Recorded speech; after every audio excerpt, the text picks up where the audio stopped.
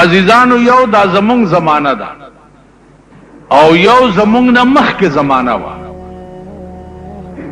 د مخکې زمانې او زمونږ د زمانې په ایمانونو کې فرق دی. زمونږ د زمانې ایمان چې دی هغه هر شی په عقلي دلیل ثابتول غواړي. هولنډ وایي چې زما عقل کې نه راځي. اوس اگر کستا عقل د خری خو خبره پکې نه راځي. اوس تا بچا عقل اسی ما تاسو د خپل ځان ته وګورئ، زمونږ هم څه عقل دی تاسو کې عقل شته؟ تاسو په هغه ورځ خپل عقل ته وګورئ چې چېرته جنج کې روان یې د چا واده او تاسو پکې روان یې، نو د خپل ځان ته وګورئ او د خپل عقل ته وګورئ. تاسو په هغه ورځ خپل عقل ته وګورئ چې څه وخت کې د چا در سره جنگي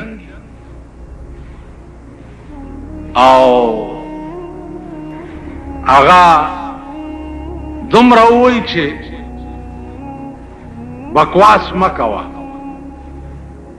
نو ته د خپل عقل تماشه بیا کوه چې ته د بکواس مه کوه په ټکي په بدل کې تماچې او ټوپک تلاس کې او سړی بورنه بورنه کې دغه وخت کې خپل عقل اندازه لګوئ. نو زمونږ څه عقل؟ زمونږ عقل داسې شی دی لکه د خر لکۍ ته چې ګوتې وروړې او لپې. زمونږ داسې عقل دی.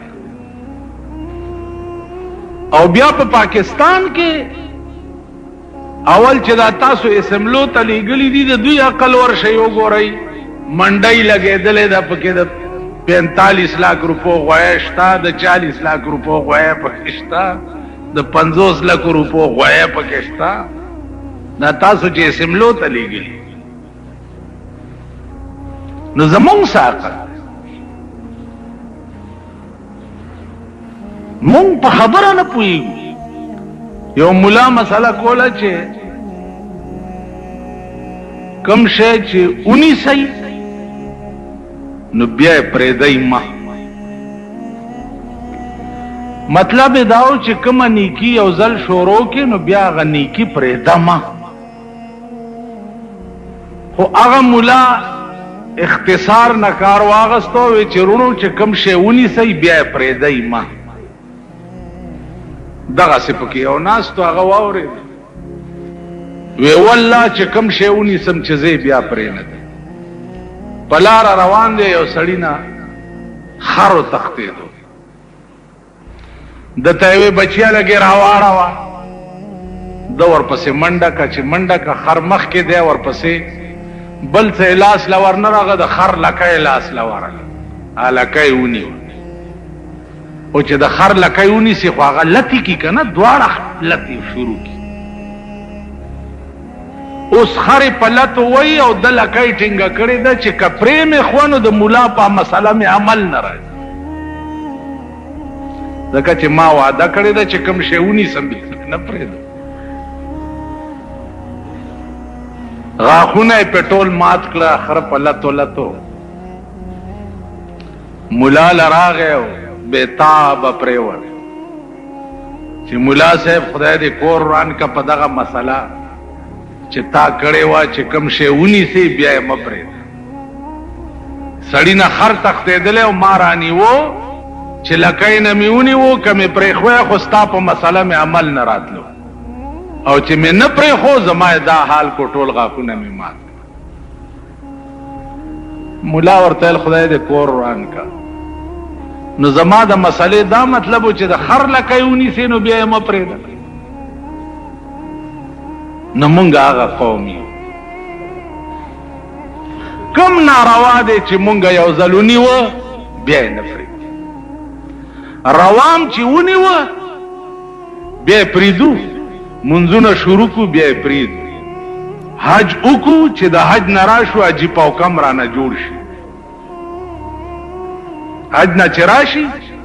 چې ځي نو ګز لکۍ وي، چې راشي 33 ګزه لکۍ شي.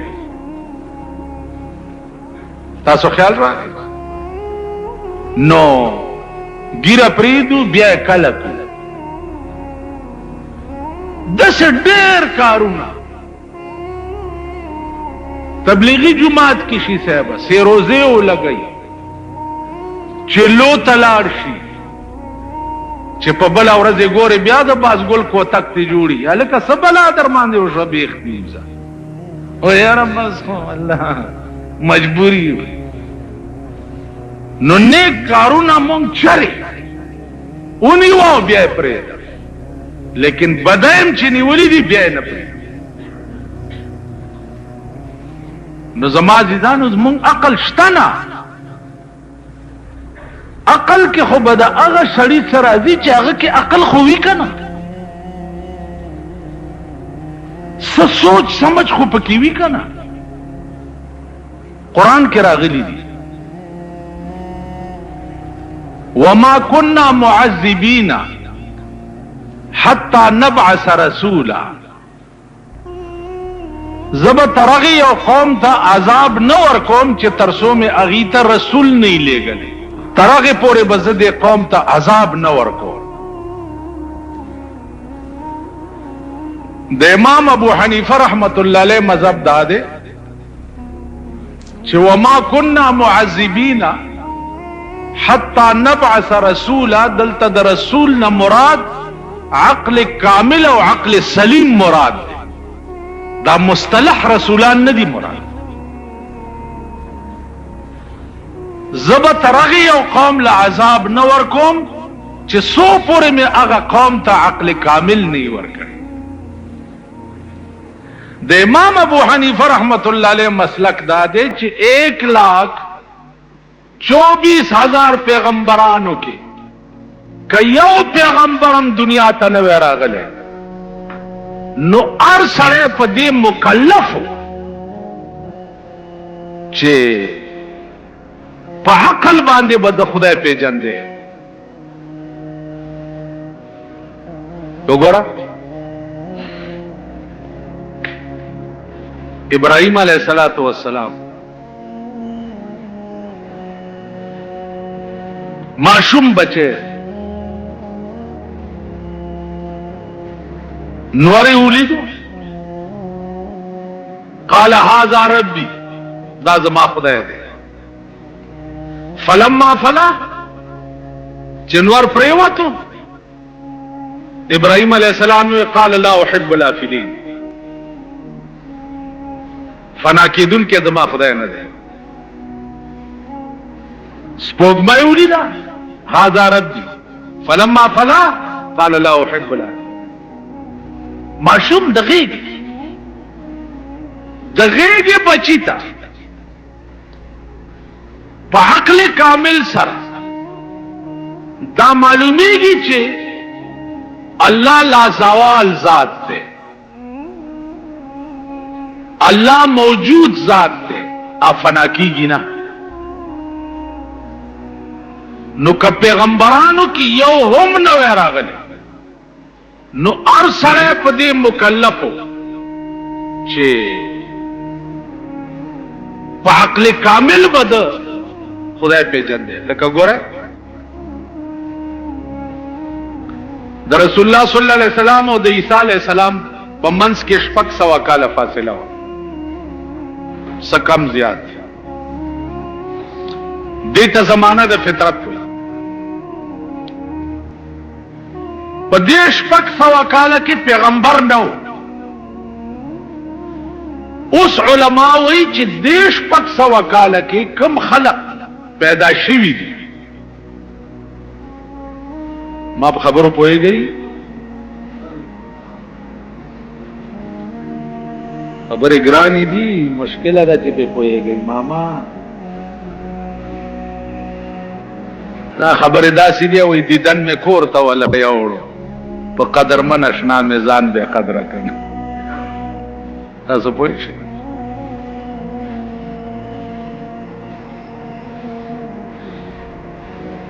اوس فطرت الوحی علماء لیکي چې په دې 600 کاله کې دا زمانہ د چا په منځ کې و حضور وای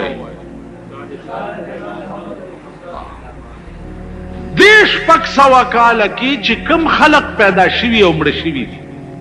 نو دوی له پیغمبر نه راغلی کنه نو چې پیغمبر را نغه هدایت ورته نه رسیدو او بیا دوی به هدایت نه مړ شو نو دوی بیا جهنم ته لېږل دا زیاته نه ده الله به دوی جهنم ته ولې لیږي ځکه چې پیغمبر ورته نه دی را لېږلی پیغمبر راغلی وی او دوی نه وی منلی بیا جهنم ته د دې شپږ سوو کالو خلق له پکارو پیغمبر را نغی نو بیا به دوی جهنم ته ولې الله لیږي دلته هم دا جواب دی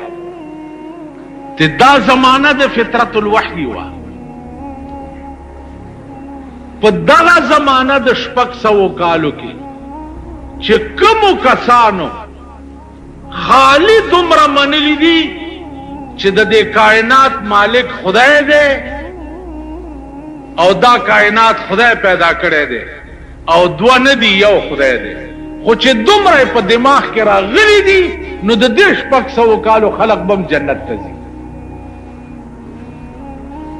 نه منځونه کړي او نه حجونه کړي او نه روزي نیولې دي او نه څه کړي دي او نه څه کړي دي نه څه کړي خو چې خالی په عقل سره د کائنات کې سوچ کړي او په سوچ دا معلوم کړي چې دا هیڅ موجود به موجود نه نو د دې موجوداتو مالکم څوک شتا او دوه ولې نه دي یو ولې دی ځکه چې دوه نو دا کائنات به اوس پورې رنگ وي دا بوران وي یو به ویل باران کوم بل به ویل نه کوم په جګړه به وي کائنات بوران شوی وي لکه ملکونه چې په یو حال نه پاتې کیږي سره وران شي یو ملک یو څه وي لکه یو ځل چین الزام لګول او په هندستان باندې چې تاسو زمونږ ګډي پټي کړی باندې ولا جوړولا سره ټسو ماري جوړ مونږ او هندستان سره زمونږ یو اډو کې په منځ کې پاکستان شریف پرېخه ده اډو کې غوخه تقسیم کړی دی اډو کې پرېخه ده چې هغه ته کشمیر وي ناغه اډو کې تر اوسه پورې لا په دې ملک پروت هندستان هم ورته غړمبيږي او مونږ هم ورته غړمبيږو نو مونږ چې نوې حکومت جوړو نو هغه کې یو وزیر د امور کشمیر وزیرم پکې جوړ تاسو خیال راغی یو وزیر پکې د امور کشمیر نو هغه کشمیر اډو کې چې ده الله لازمون خله ترازی او نه دغه خله ترازی نو داسې ملکونه لکه څنګه چې بچ نه پاتې کیږي داسې که خدایان دوه نو دا کائنات بم کروڑونه او لکونه وربونه کال وشو تر اوسه بچ نه پاتې وران وغه او دا الفاظ قران ویلي دي چې لو کان فیهما آلهة الا الله لفسدتا اے پیغمبر دې قوم ته وایا که په دې کائنات کې د یو نه سیوا ډېر خدایان وې نو لفسدتا د ازمکه او اسمانونه به دواړه وران شي نو اوس په عقلم تاسو ګوره چې د دې ملکونو سال دې په خپلو کې سمون مسلمان قوم د خدای نه باغیان یو کسنمی د یری لباس راغستول شوی دی اخبار کې راشي چې پلانی ځای کې میزایل راو غورځېدو او پلانی ځای کې دا غرا کټ سنوم دی سکټ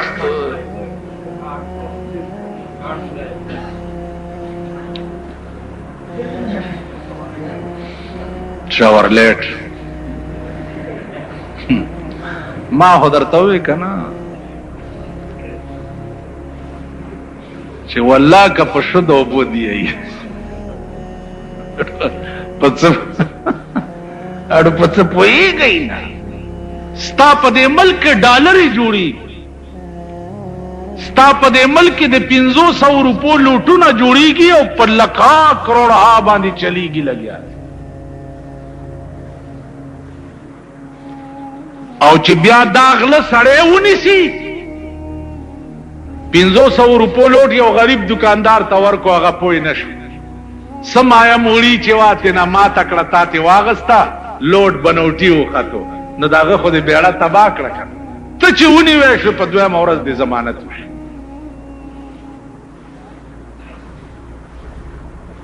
نو عرض میں دا و عزیزان چې دا هم عقل کې راځي چې بل بسنګ دوکه کې په دې خار کې یو مشهور سړی او اجي تلیمار به ورته څه شری وته تلیمار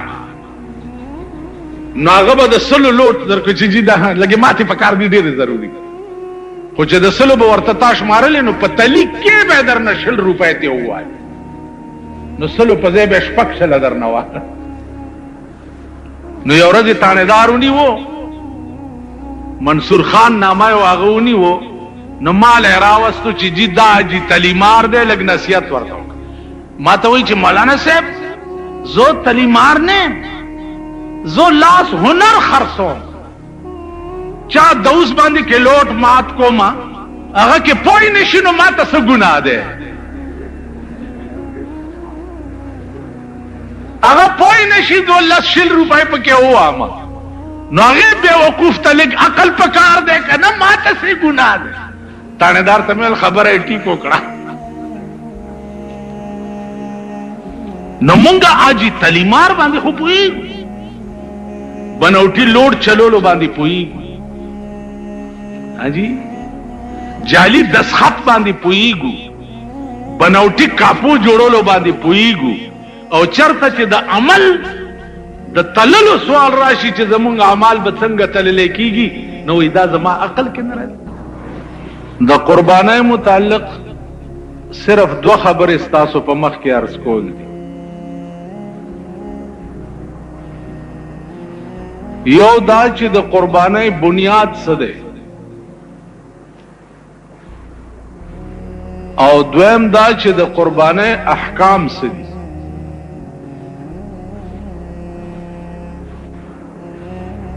عزیزانو بنیاد د قربانای چې ده هغه د حضرت آدم علیه السلام د زمانه نه تر اوسه پورې وقتن فوقتن دار چا په دور کې شوی ده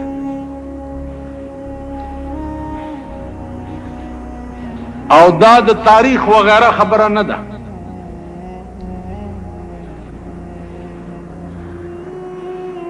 دا د قرآن کریم ذکر ده د آدم علیہ السلام د زامنو متعلق چې الله فرمایلی دي اذ قربا قربانا فتقبل من احدهما ولم يتقبل من الاخر. د دواړو زامنو په خپلو کې اختلافونو دی ته ویلې شو چې تاسو قرباني وکړئ چې کم یو په حق ای داغه قربانی به قبول شي او چې کم په حق نه ای داغه قربانی به رد کړي شي.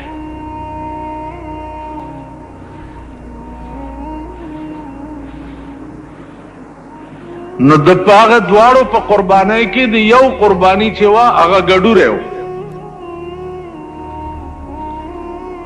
چې څو وخت کې د غره د پاسه کې خوي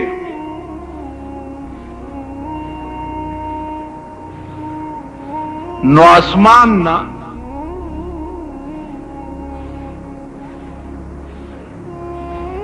سشیر آغو او آغا گڑوره چه ده آغا اوچت کو. حافظ ابن کثیر لکلی دی چه دغا گڑوره نیغ بوتلو جنت تا او تر اوسه پورې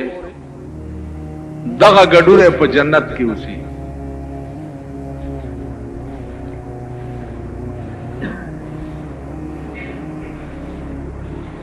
رستو گویا هر پیغمبر د خپل قانون مطابق قربانیان او منځونه او روزه او دا بکول د ابراهیم علیه السلام دور پر راغی. ابراهیم علیہ الصلوۃ والسلام د شپې